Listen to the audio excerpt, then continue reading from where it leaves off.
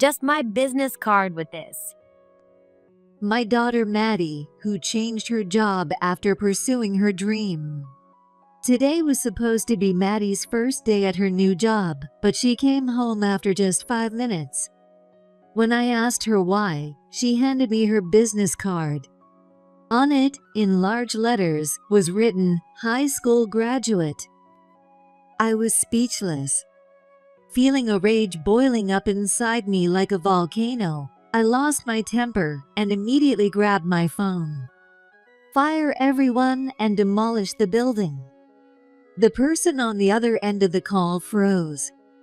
I'm Karen Smith, 55 years old.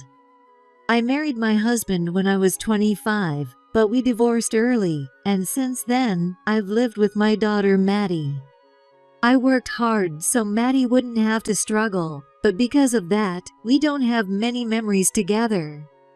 Maybe she sensed my feelings, because Maddie decided not to go to college and has been helping me with living expenses since she graduated from high school. Thanks to Maddie, our life became more comfortable, and I couldn't be more grateful to her. With that newfound stability, I was able to secure a full-time job. For a long time, I wanted to earn enough money to support Maddie and at least spend some time with her. That's why I never took a full-time job, instead juggling temp and part-time jobs to make ends meet. But after Maddie graduated from high school and started working full-time, I could also start working as a full-time employee without worries. Though I changed my job several times, now I finally get to work in illustration, a field I've always loved, enriching my life. Just recently, Maddie, learning that I now have a stable income at this company, shyly shared her dream with me. Maddie had kept it a secret but revealed that she wanted to be a designer, inspired by seeing me thrive at work. Of course, I told her I'd support her, and she began job hunting to pursue her dream of becoming a designer. She eventually landed a job at a design company she had longed for. However, it seemed that path was thorny. At her new employee orientation, Maddie faced a tragedy. Mom, I got in. With a beaming smile, Maddie showed me the acceptance notification for her first interview, sent to her phone. Seeing Maddie take her first step toward her dream made me excited and happy too. Today, we'll celebrate. I'll make your favorite dish. Yay. Maddie happily requested her favorite, hamburgers. She planned to start preparing for the next interview right after enjoying her meal. Previously, Maddie had supported me in chasing my dreams, so this time, I was determined to support her. Maddie's dream was to become a fashion designer. She'd always loved clothes and often remade old ones, so I thought her dream was fitting. I even suggested she could aim to be a model, but she was only interested in clothes and had never considered modeling. Her dream was to see cute models wearing her designs. Maddie's face, as she spoke of her dream, was more vibrant than I'd ever seen, lacking her usual mature expression. There was a reason Maddie had once shelved her dream. It was my divorce. That had always weighed heavily on me, but Maddie reassured me not to worry and accepted me as her beloved mother. Thanks to her, she grew up well without becoming cynical. I was so grateful for this miracle that I often prayed in thanks. I wonder what kind of people will be at the interview. Maddie's cheeks flushed as she spoke. However, on the day of the interview, her bright expression was gone. I'm home. Welcome back. How did it go? You were well prepared, and your designs were great, so you must have made a good impression, right? Well, Maddie came back from the interview looking dejected.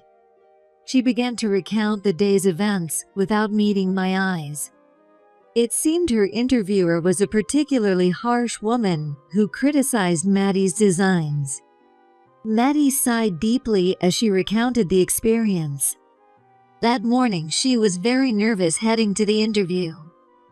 She made sure to catch an early train to avoid being late and arrived at the venue with time to spare, trying to calm her racing heart. However, Maddie arrived earlier than her interview time and asked the receptionist if she could wait somewhere. The receptionist, who was very friendly, showed Maddie to a waiting room. Just then, the interviewer passed by. Maddie stood up to greet her since she was from the company. The woman's first words were, Why are you here so early? Didn't you check the interview time? Oh, I just wanted to be early to avoid being late. The appointment time is fixed, you know? Didn't you think coming early would be a bother to the company? Maddie was shocked. It was indeed earlier than the interview time, but she never imagined being scolded for it. Arriving 5 minutes before the interview is common sense. Didn't you know that? I'm sorry. Maddie could only apologize. That's how her interview started. Of course, Maddie couldn't show her best, and learning that the harsh woman was the interviewer, Emma East, made her even more nervous. She stumbled over her words every time Emma asked a question and couldn't put on a bright expression, resulting in a disastrous interview. Emma then looked at Maddie's resume and sneered. Wait a minute, you're a high school graduate? No wonder. Maddie felt intimidated by Emma's nasty smile. It was a group interview, and the other candidates also looked uncomfortable, making Maddie feel guilty. The interview continued, and it was time for Emma to look at the designs the candidates brought. Candidates who had looked unsure earlier sat up straight, confident in their work. Then it was Maddie's turn. Determined to make up for her earlier mistakes, Maddie spoke clearly about the theme and points of her design. However, Emma smirked at her. A high school graduate's design, huh? She began to mock Maddie's design. It wasn't feedback, but words meant to belittle Maddie. The other interviewers, realizing Emma was crossing the line, tried to support Maddie, but the damage was done. Maddie, who had always believed in her sense of style, began to doubt herself. With that disappointment, the interview ended. That's terrible. What kind of person is she? My heart ached hearing Maddie's story.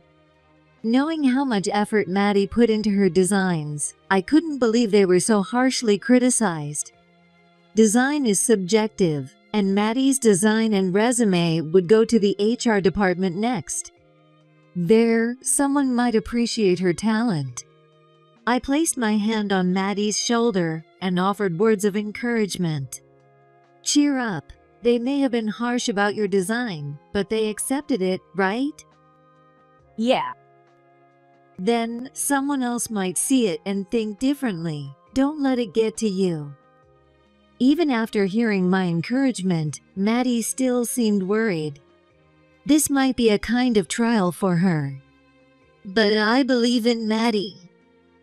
If her dream was something she could easily give up on, she wouldn't have pursued it in the first place. So, while she's down now, she'll definitely bounce back and be her usual vibrant self. To cheer her up, I grilled steak for dinner. Maddie ate with a somber expression, but by the time she finished, she was back to her cheerful self, much to my relief. The next day, the results of her second interview came in, and she passed. Maddie's sense of style is indeed exceptional.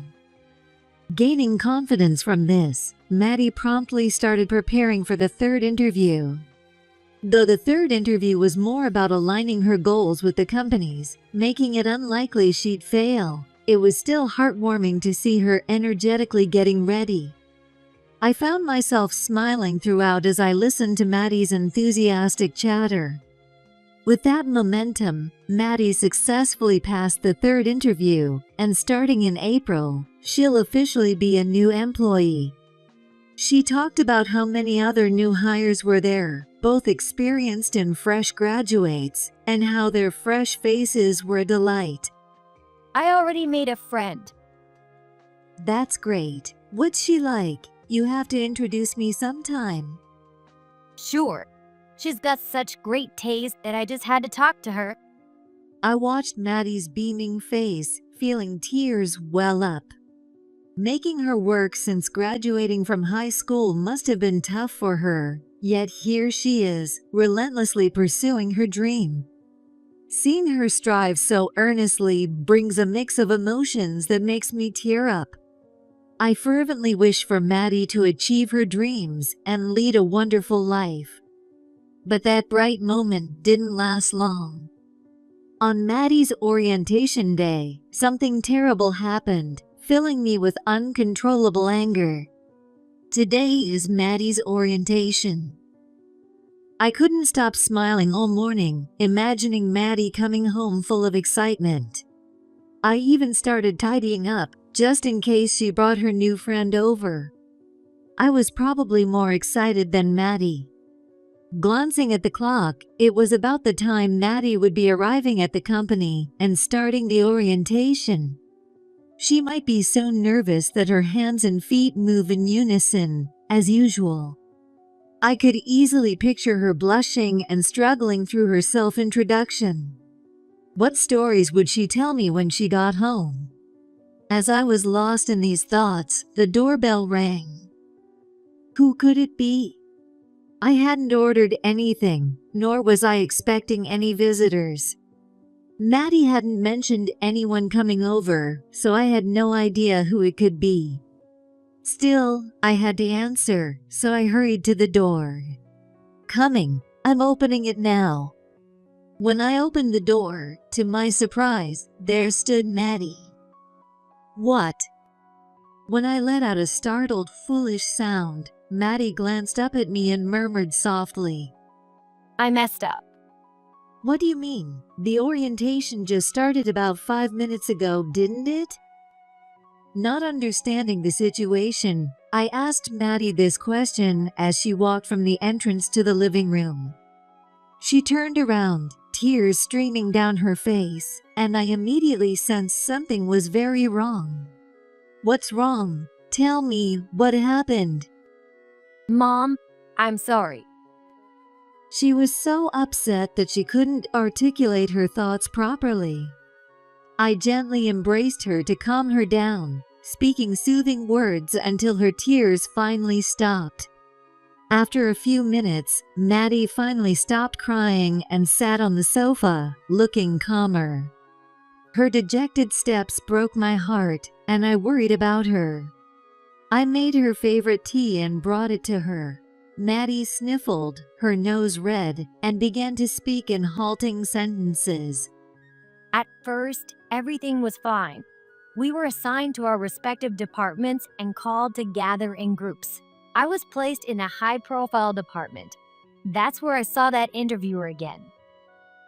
The interviewer Maddie mentioned was likely Emma East, the woman who had treated her so harshly during the second interview. I had heard that despite her young age, she was highly respected for her many recognized designs. Finding herself in the same department as Emma, Maddie felt nervous. She thanked Emma for the interview and politely bowed, saying she looked forward to working together. Emma, who had been so intimidating during the interview, smiled gently and shook Maddie's hand. But just a few seconds after this friendly exchange, Emma's demeanor changed completely. Listen up, everyone. This girl is just a high school graduate. Isn't it strange to have a high school graduate in this company?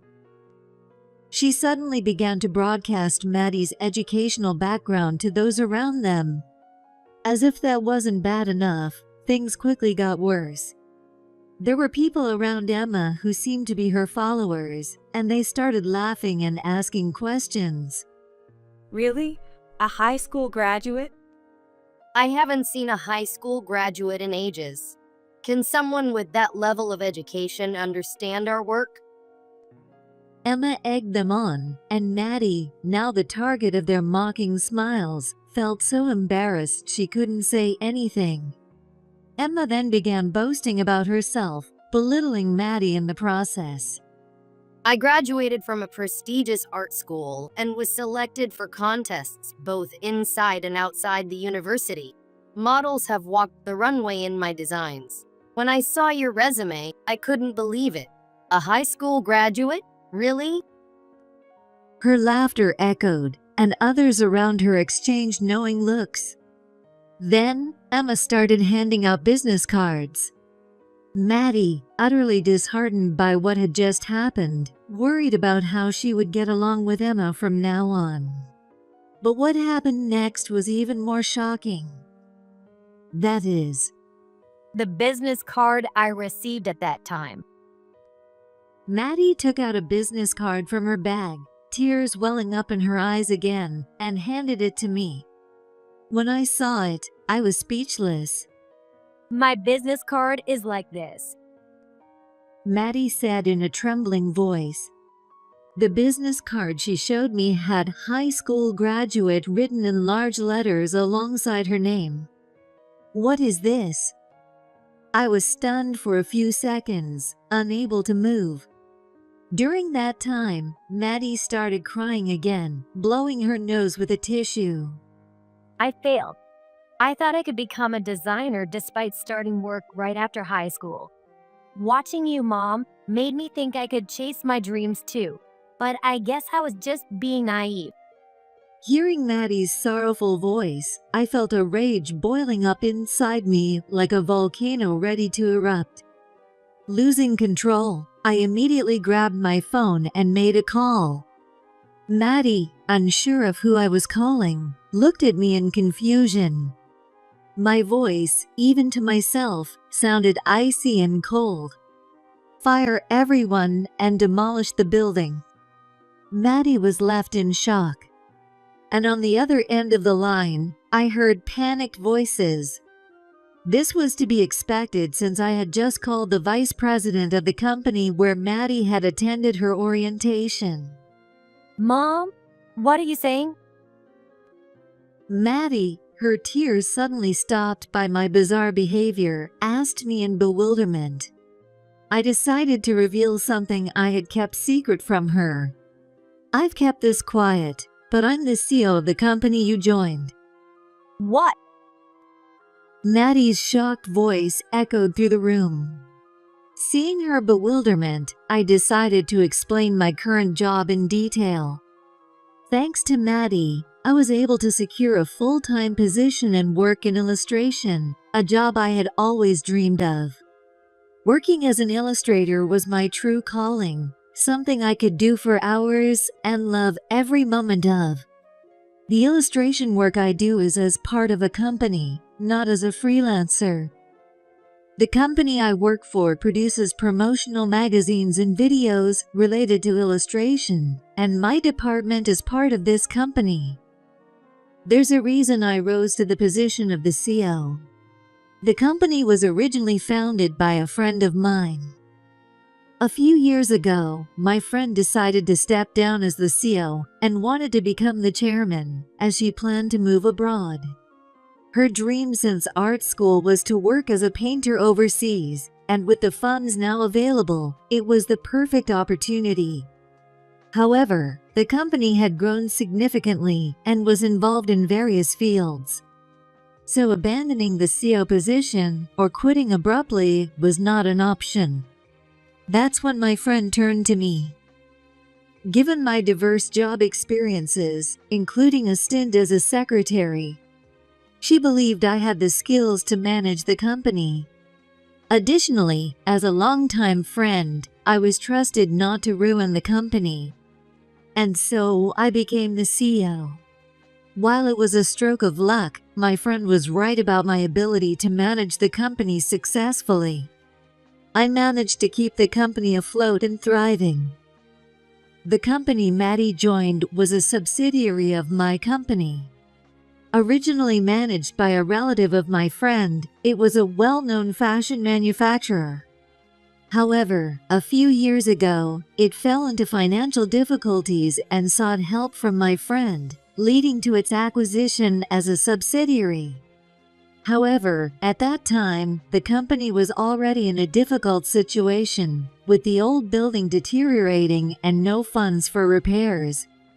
So we decided to demolish the old building and construct a new one, completely overhauling the interior as well. The sales had also drastically declined over the past 5 years, prompting us to believe a complete overhaul was necessary. And we had been planning the demolition with the executives. I never knew you were such an important person, Mom. But why did you keep it a secret from me? Did you do something to get me the job? Hearing my explanation, Maddie grew even more dejected, probably thinking she got the job through nepotism. I needed to correct her misunderstanding. I didn't do anything like that. Even though it's a subsidiary, I don't have the time to interfere with hiring decisions. Hearing this, Maddie seemed to relax a little. Moreover, if they knew I was Maddie's mother, today's incident wouldn't have happened. By now, the subsidiary must be in a panic. Thinking about this eased my anger a bit, making me feel slightly better. But Maddie was still hurt. I wanted to find a way to support her emotionally. Don't worry, I'll find a new job. Maddie said, trying to be brave as she sensed my concern. Her resilience is one of her strengths, but I sometimes wish she'd lean on me more. However, the next day brought an even more surprising event. I apologize for the sudden visit. My name is Emma East from the subsidiary. I know this is very forward, but I wanted to apologize personally. The next day, the person at my door was none other than Emma East, the colleague who had clashed with Maddie. It seemed she had come to explain herself following the recent events. "What do you want? Coming to my house? I have nothing to say to you. Besides, Maddie is trying to regain her composure and look for a new job. Are you here to make things worse?" I told Maddie to stay inside and stood firmly in the doorway. Of course, I had no intention of letting Emma inside and hoped she would leave quickly. However, Emma didn't budge from the doorway. Please, just hear me out. It will only take 5 minutes. 5 minutes? What do you have to say? It's about the company the CEO mentioned firing everyone and demolishing. The people there are all talented and dedicated to their work. Even if the CEO decides, we don't want the company to be dismantled so easily. Emma passionately talked about her contributions to the company, the flagship department she was part of, and various other things. But none of it moved me. As the CEO, I already knew the accomplishments of the subsidiary and the capabilities of its current staff. Despite that, the decision to dismantle was made due to 5 consecutive years of poor performance.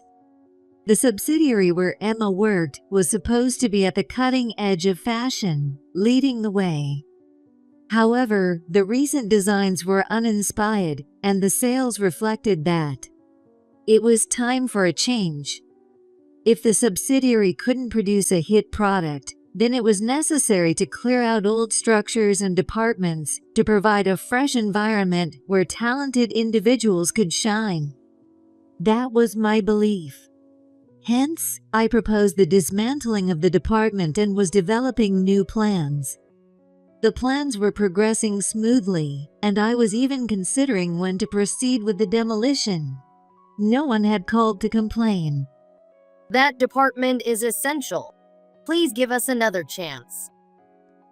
But the sales have been poor recently, with so many talented people. Why is that? Shouldn't you be presenting solutions and improvements first? Well, you see, it's not just me, it's that the others aren't quite up to par. I've been working hard to create innovative products, but the others lack motivation. Emma, who had been speaking confidently until now, started making excuses and blaming her colleagues when the topic turned to issues. She didn't seem to realize that self-pity and blaming others wouldn't help. That kind of input is completely useless. Emma seemed unaware of this. I'll handle it. I've had all my proposals turned into products over the past 5 years, so I believe I can do it. Emma spoke with confidence. But then, I noticed something in her words. Over the past 5 years. Just now, I recalled hearing that sales had declined over the past 5 years, and upon hearing it again, I realized that all those unimpressive product designs were Emma's. Then, there was only one reason why sales had dropped. Emma's products weren't selling. Even from my perspective, her designs were all outdated imitations, high in design quality, but lacking any fresh appeal. For consumers who live in the moment and follow trends, these designs would seem even less attractive. I made up my mind then. All right, I won't fire everyone, I said in a calm voice. Emma's face immediately brightened as she looked at me. Really? You recognized my talent. But my thoughts were different. In a quiet voice, I instructed Emma. No, the company will stay, but you can't remain. What? Emma's voice echoed in surprise. Yes, my conclusion was to transfer her. Now that I knew she was the reason for the declining sales and lackluster products over the past 5 years, there was no other conclusion to reach. Emma stood there in shock for a moment, then gritted her teeth and glared at me with a resentful expression. Oh my God. That voice was different from before. It was intimidating. I braced myself immediately. Don't get cocky just because I was being polite. You're just a figurehead CEO who got lucky. What? I know all about you. You only became the CEO because you happen to know the previous CEO, right? Everyone says you're less reliable than the last CEO. Emma laughed loudly. It seemed she was showing her true colors now that she felt cornered. And getting all emotional because your daughter was made fun of? Pathetic. Do you really think you can lead employees when you couldn't even educate your high school graduate daughter properly? Get real. Emma's tongue wagged with even more fervor. Seeing me not respond, she started to get bolder. Why should I stoop to her level? I decided to let her rant and watch closely. She seemed the type to cause trouble eventually. Got nothing to say? Or are you going to cry and run away like your daughter? When Emma started dragging my daughter into her tirade, I realized her words had gone too far. Your daughter's sense of style is a joke. If you're anything like her, how do you even call yourself a CEO? I'd be too embarrassed. Emma laughed derisively. Watching her coldly, I noticed her expression changed as she realized I wasn't reacting. Say something, will you? Don't just ignore me. She grabbed my shoulder and shook me violently. Stop it. I sighed, showing no reaction. Emma, sensing my indifference, began to get anxious and started threatening me with a harsher tone. Hey, say something. Ignoring me won't end well for you. Feeling sorry for Emma, I finally decided to speak up. No matter what you say, my decision won't change. You're being transferred, I said firmly, making Emma's eyes narrow in anger. Why? I need a reason. Maddie sighed and recounted the incident. It was clear how clueless Emma was not to understand why this was happening. How could someone like her be at that company? It's a fairly well-known company after all. I heard you say earlier that your designs have represented the company and been commercialized for the past 5 years. But sales have been declining for the past 5 years. That means your designs aren't selling. When I said that, Emma looked utterly bewildered. Did she really think she was doing well all this time? Given her overconfidence, it wouldn't be surprising. Do you understand? You have to be transferred. No matter how much power you think you have, coming to my house to persuade me means you are quite comfortable, right? But we have to think about sales. Even someone you mock like me can understand that. No way. And do I really need to explain this much? Shouldn't you have figured it out when I ordered your transfer? I shrugged, and Emma flew into a rage. You think you know my talent? You think you can just talk down to me? She screamed, spitting as she shouted. I had nothing more to say and kept silent. But Emma couldn't control her anger and continued to curse me out. I'm the CEO, after all. But there was no room to interject with Emma's ranting. At that moment, my daughter walked down the hallway. Maddie, it's dangerous. Go back.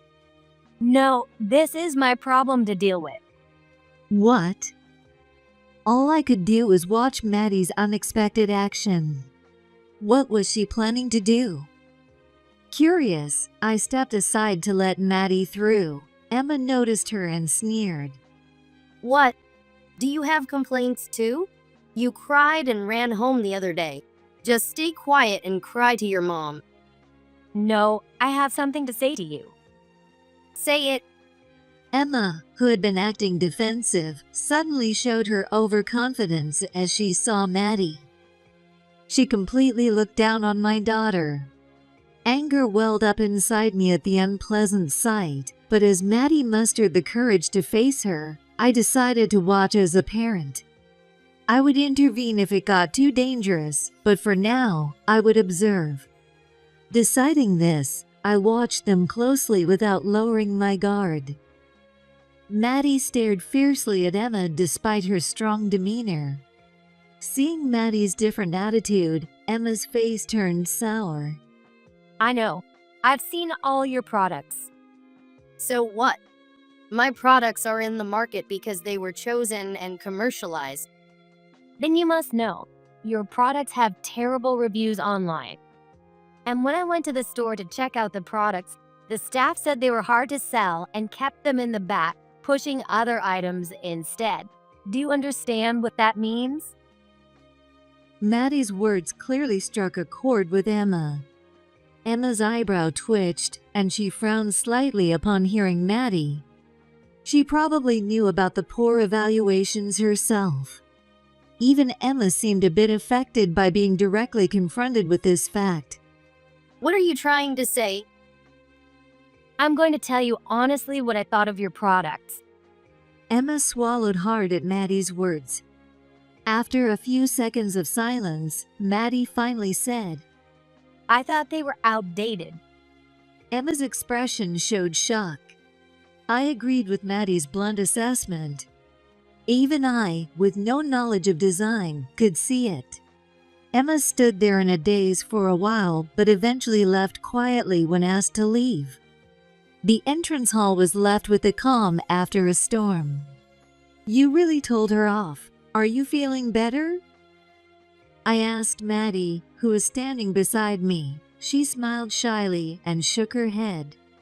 Not fully. But I realized that my education and my sense of design are separate. Emma went to a prestigious art school and had an impressive academic background, but her experience didn't reflect in her designs. I couldn't help but laugh at Maddie's insight. Indeed, no matter how much Emma boasted about her education, if she couldn't leverage it in her designs, her career as a designer was in jeopardy. Maddie had understood this early on and decided how to move forward. I was determined to support Maddie wholeheartedly. Afterward, I informed the executives about the situation and ordered Emma's transfer through the HR department. Though Emma resisted, it was out of my hands now. I reassigned her to a store staff position, hoping she could start anew. However, feeling humiliated, Emma resigned without working a single day in the new role. Then, another blow struck Emma. She had mistreated a junior colleague who filed a lawsuit against her immediately after she left the company. With solid evidence against her, Emma was ordered to pay $10,000 in damages soon. Given her personality, it was easy to imagine she would end up in such trouble, so I wasn't surprised when I heard about it. Despite my busy schedule as the CEO, I still engaged in illustration work. Although my opportunities to design had significantly decreased due to my CEO duties, I still considered myself active in the field. I kept up with the latest trends, continuously learning and honing my skills. Maddie recovered from her terrible experience and found a company that truly appreciated her designs. She now works as a designer, involved in various projects. Despite the ups and downs, both Maddie and I had achieved our dreams, leading fulfilling lives today.